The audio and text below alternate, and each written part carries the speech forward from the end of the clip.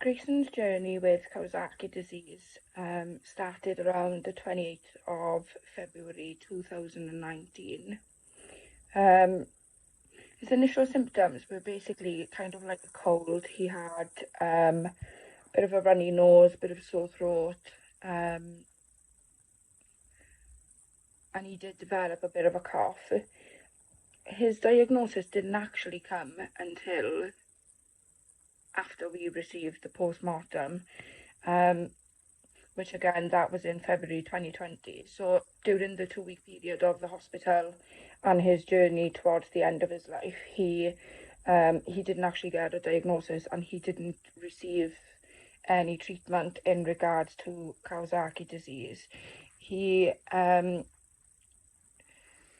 started with signs of a cold, and then it over the next couple of days it quickly led to other things. So he had a runny nose, he had a cough, he had a sore throat, a bit of a croaky voice, and I'd noticed that the fontanelle on the top of his head had sunken. So it was from those symptoms that prompted me to take him down to the GP. I was kind of pushed aside. It was really frustrating. I was kind of pushed aside as a first-time worrying mum. I was a young mum. I was only 21 or 22 having Grayson. So I was quite young. Obviously, seeing your child ill is quite a scary thing.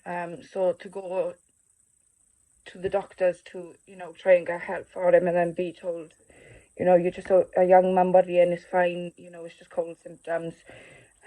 Take him home. If anything worsens, bring him back. So then the next day I did take him back.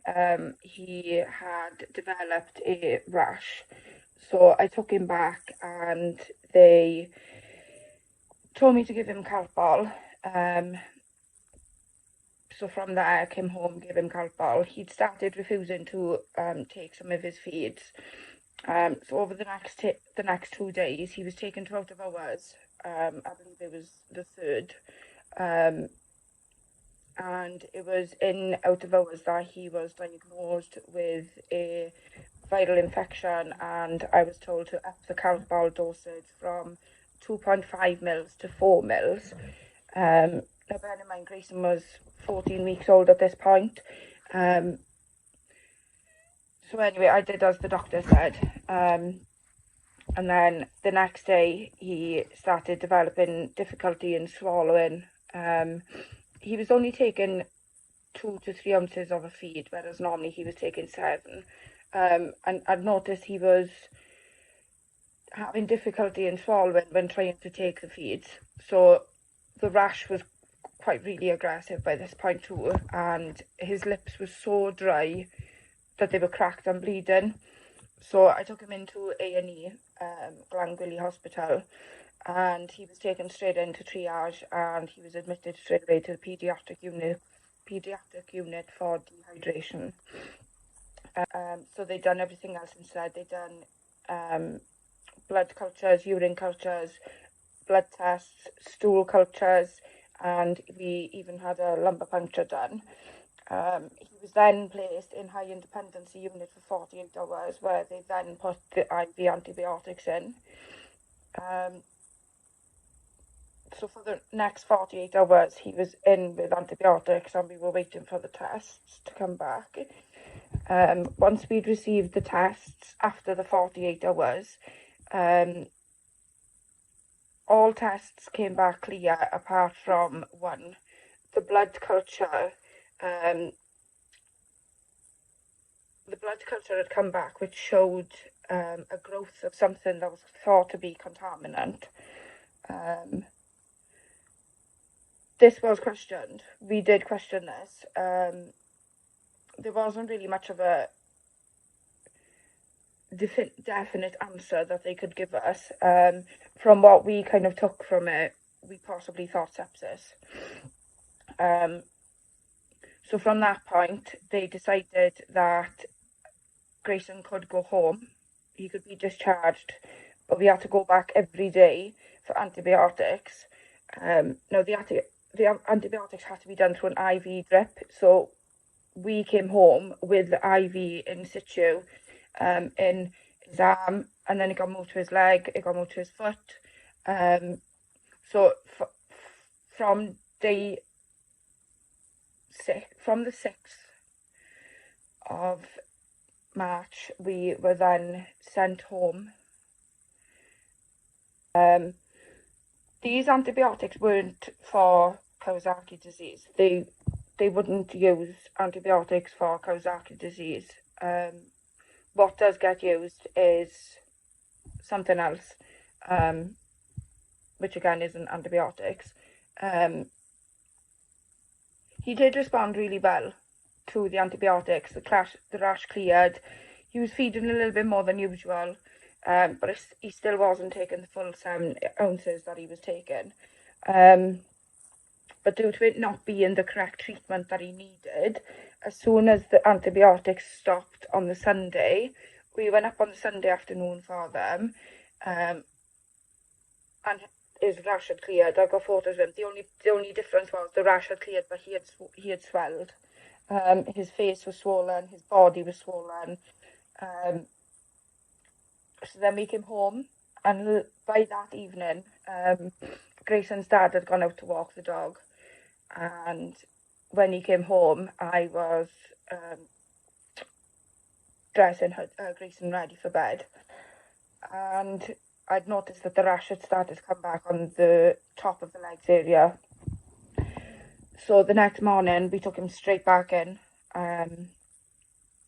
This was on the Monday. We took him straight back in. He's seen a further 3 junior doctors and then a higher up doctor. And all of them said viral infection, continue with Calpol. And we were given 24-hour access to the Kilgarrion ward to take him back if anything changed. So we came home on the Wednesday. I phoned Glangwili. Grayson really wasn't himself. You could talk to him, but it was as if he couldn't hear you or he couldn't see where you were. You'd be in front of him, and he just didn't know that you were there in front of him. So I phoned them back on the Wednesday. They asked if he was taking feeds, if he had given any dirty or soiled nappies. At which point he had given some wet nappies and he had taken some feeds, but it still wasn't to the amount that he would have. So at that point we were told to monitor him at home, keep giving him Calpol, and to just keep going as we were. And it was then on the Friday morning, the 15th of March, that Grayson passed away. As much as I don't think the treatment did really help him in any way, there wasn't really a lot of support around for that either, because again, we were just constantly told viral. So there weren't much support for it being viral, whereas at the time there weren't really much support in regards to the viral side of it. But with family really did rally around. And there was always somebody with us, whether it was my mum, dad's mum. We were never kind of home alone with him in the time when we had him home. I remember on the Wednesday night, Alex's mum was with us. And then I remember on the Thursday night, my mum was with us until about 9 o'clock. And then obviously on the Friday then he passed. So we did have family support, but there was no support from healthcare professionals.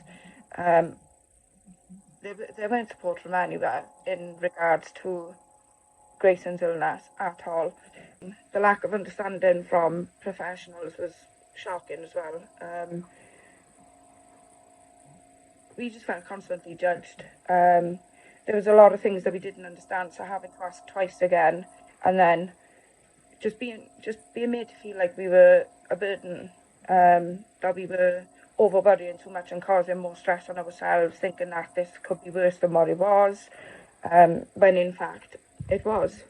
So as a family, the family support surrounding us. We just had to be there for each other and lean on each other and just keep still pushing to get our voices heard.